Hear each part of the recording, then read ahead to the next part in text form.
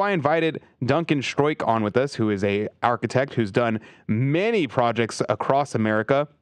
One in our neck of the woods in Houston, he did the renovation for the St. Teresa's in Sugar Land, Texas. But he's also done many projects all across America. You should definitely check out his website and see a lot of the architecture that he's done. But good morning to you, Mr. Stroik. Hey, good morning. Great to be here. Absolutely. It's good to have you on.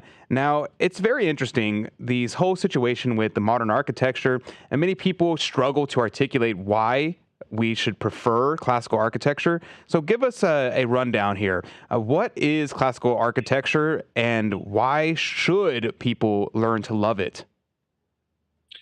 So, classical architecture is the great tradition, and it comprises three things. It covers the architecture that reflect these three things: firmness or durability, convenience, and beauty. So, if you have a building that is built to last, is convenient, or it's made for human use, and it's beautiful, it's reflecting the classical tradition, and that's what we're trying to revive. Now, it's interesting you say that but part of your definition is it beautiful? But people will say that these modern houses that are just white cubes, but there's huge sections of all glass, and they're like, oh, but it's beautiful. It's a beautiful house. I see that and I'm like, yikes, it's not beautiful. And so, how do you say someone says, well, I guess this modern house is classical then? Right. That's a good point. People will differ in what they like or what they think is okay. Um, Specifically, the classical tradition does derive from our ancient tradition, and it shows both tradition and development. And so we look back to the classics, to Greece and Rome, to early Christian architecture, to the medieval, to the Renaissance and the Baroque. So it's the architecture really of the great tradition rather than the architecture of modernity, which is which is about the machine. It's very interesting. I was looking at your on your profile here, stroik.com, and in there you have a couple houses that you worked on, and there's a traditional residence, and then there's the villa in Indiana. And tell me about these particular houses because, usually when we talk about beautiful architecture, immediately everyone wants to talk about the Catholic churches, which I am all for talking about. But I think more fundamentally, we need to approach this even in our houses. And I think these houses are very beautiful. So tell me about why you designed these houses the way you did. Well, I'm really interested in doing houses that are, at the one hand, classic, on the other hand, innovative in a classical way, not in a shocking way. And so I'm particularly interested in the work of the Renaissance, the Italian Renaissance, and the Venetian Villa. And the Venetian Villa is a wonderful early house, large usually, that is beautiful, decorous, but was also on a farm. So it's really a farmhouse, a grand farmhouse. And the thing I really love about it is that the focus of the interior is not the stair hall, as we find in a lot of two-story American homes, but it's a grand hall, a double height space, almost like you come in and there's like a little oratory. And so that's really the Italian villa type that I'm interested in, and I've explored now with a couple of houses, one with a barrel vault, one with a regular room, and now I'm doing one with an octagonal room. So putting a kind of almost like a civic building you'd expect to have a grand space in a courthouse or a city hall. Now, my friend Sean actually just traveled to Italy and spent 2-3 weeks there, or something like that, for his honeymoon. And he came back and he was telling me, Adrian, after seeing all of that, I just want my house to look like these churches, and I'm like, how do I do this? When we see these beautiful things, it attracts us and makes us want this more. And so what would you tell someone who is just like, I need my home to be beautiful? What can I do to make it beautiful? Well, he's right to say, I love these churches so much. I'd love my house to reflect some of that, because the idea of classical architecture is that everything derives from the temple. The temple is the highest form, the place of worship of God. And so the great architecture is the temple, and our courthouses and our libraries and our university buildings reflect that. But in a small way, even our houses or private residences can reflect that in some way. That this is the highest form of architecture, and maybe in an indirect way, we're also saying that the worship of God is important to us as well. Mr. Stroik, this is Rudy Carlos. Fascinating conversation. I want to go back to something you mentioned a little bit earlier, and I want to get your take on the temporal versus permanence when it comes to designing homes, when it comes to designing a place of worship like a church.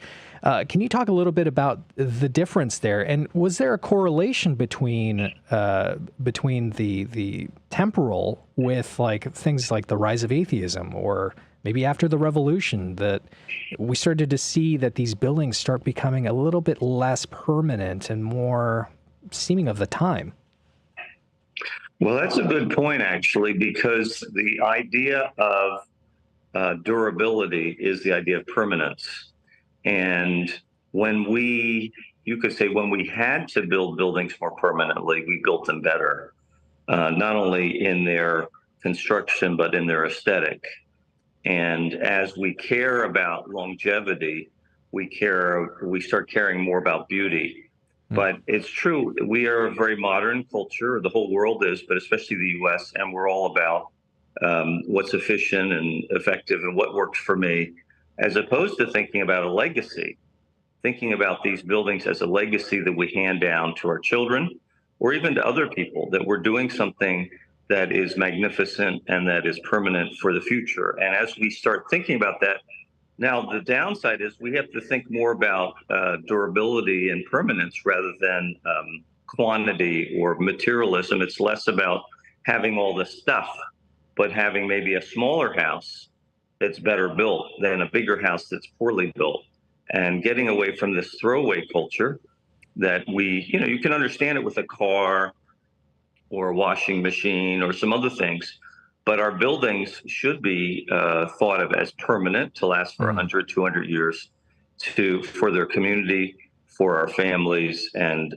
ultimately that will help us go back to beauty. Because as long as we're in a throwaway culture, I built this house that'll be there for 10, 20, 30 years. Who cares, That's a very interesting point about permanence, because I'm thinking, okay, you're going to have a house for, you're saying 100, 200 years. You would like it to stay there and be there.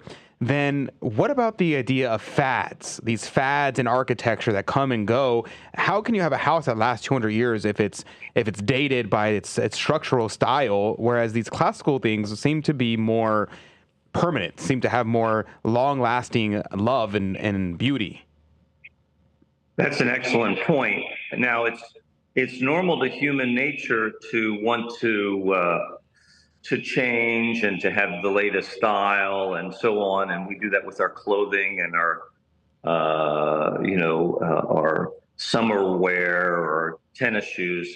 But the problem is our buildings are expensive. They affect us, and so they should be thought more in a more timeless way. It doesn't mean you can't redo your bathroom or add on to your house or fix up your kitchen, or repaint the walls. It's totally normal. But yeah, the classical view would be to create something that is certainly of its time, but the goal is more that it's timeless. And so even if fads go in and make that building go in and out of style, it'll still remain as something really classic. And that's our hope, that's our goal. And the danger is, the next generation will say, oh, that's so out of style, we'll tear it down. But modernism is the ultimate in fads because they just change every 5 or 10 years. So you build a building and 5 years later, it's already out of style. So that's not the classical view at all. Now, let's just take a short twist over here and talk about the churches for a second. Let's use Notre Dame as a case study here in terms of what makes a church beautiful and what makes a church ugly, and talking about the potential, the discussion about what they're going to do with Notre Dame Cathedral. Tell me about this. Well, that's a great point. The terrible fire that we don't know how it started at Notre Dame in Paris 2019 led the president, Macron, and many led modern architects to get really excited to add some elements to this great and venerable building.